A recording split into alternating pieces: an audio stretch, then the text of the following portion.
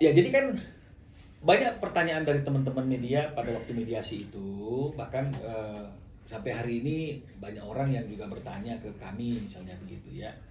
Bagaimana atas niatnya S yang dia juga bersedia untuk co-parenting kan begitu ya. Mungkin sebagian dari teman-teman yang hadir di sini juga waktu itu pernah bertanya kan, Bang, bagaimana nih atas niatnya S yang mau co-parenting. Nah, saya hanya ingin menjelaskan ya untuk menyamakan persepsi dan definisi tentang co-parenting yang dia maksud dengan co-parenting yang kami maksud kan begitu. Kalau co-parenting yang kami maksud itu adalah ayah dan ibu bekerja sama untuk mengasuh membesarkan anak-anak ini meskipun mereka sudah tidak dalam ikatan perkawinan. Ya, bekerja sama. Nah, jadi kalau memang misalnya co-parenting yang seperti itu, ya bagus dong, dan harusnya dari kemarin udah direalisasikan. Bekerja sama untuk mengasuh anak-anak, apapun yang berkaitan dengan anak-anak, diskusinya dengan ayahnya. Apapun yang berkaitan dengan masalah biaya yang diperlukan, perhitungan, apapun akan diskusi dengan ayahnya. Ini kan tidak. Jangankan untuk berdiskusi gitu loh, untuk membagi waktu aja, dia nggak bisa untuk memberikan waktu, susah untuk memberikan waktu. Berarti kan ini co-parenting yang kami maksud dan yang kami maksud sesuai dengan definisi tadi kan berarti kan bukan co-parenting yang dimaksud oleh dia. Jangan-jangan co-parenting yang dia maksud itu sama-sama membesarkan anak dalam kekuasaannya dia, suka-suka hatinya dia.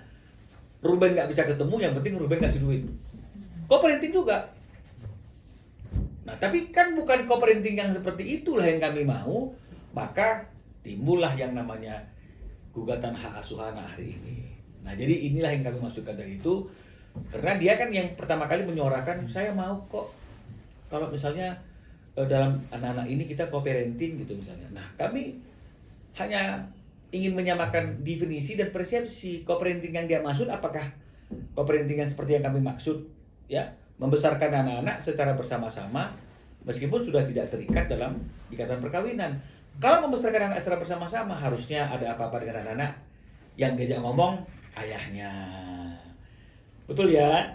Kalau misalnya kemudian ada lomba atau ada graduation ballet yang diajak ayahnya, itu co-parenting. Yang menurut kami definisi yang ideal. Tapi kalau misalnya yang dia maksud co-parentingnya itu seperti apa yang dia laksanakan selama ini, ya kami tentu tidak akan sependapat. Karena co-parenting yang dia maksud, anak dalam kekuasaannya dia, ketemu juga nggak boleh, tapi uangnya diminta terus, misalnya seperti itu. Jadi ini kan nggak akan fair.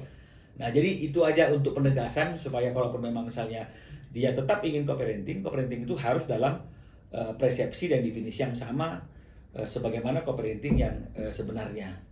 Apa saat mediasi sudah disampaikan keinginan Ruben untuk co-parenting yang seperti itu, Bang? Pada waktu mediasi kan kami kan diminta keluar oleh mediator, ya. Jadi artinya ini masih belum sampai kepada hal-hal yang apa yang diinginkan oleh masing-masing pihak. Ini masih satu metode atau cara yang dilakukan oleh mediator bagi kedua prinsipal ini untuk mungkin menilai ya, atau mungkin untuk mencoba apakah masih ada kemungkinan masalah ini bisa diselesaikan secara damai apa tidak. Saya kira masih dalam proses seperti itu. Makanya saya katakan masih ada PR dari mediatornya yang hanya boleh tahu mereka pada prinsipal. Nanti kita lihat di tanggal 6 itu ketika mereka hadir dalam mediasi itu apakah PR yang diberikan oleh mediator itu sudah mereka laksanakan atau belum. Tapi Bang, berarti untuk co-parenting selanjutnya Ruben nggak bakalan mau ya Bang, karena kapok gitu dari yang udah berjalan itu. Satu, kalau co-parentingnya itu seperti co-parenting yang selama ini tentu kan nggak mau dong Rubennya, ya. Harus co-parenting yang sama-sama membesarkan, mendidik anak-anak ini, ya, dan sudah ada pembagian waktu yang harusnya disepakati. Nah, tapi kalau kembali seperti yang semula, ya pasti Ruben nggak mau.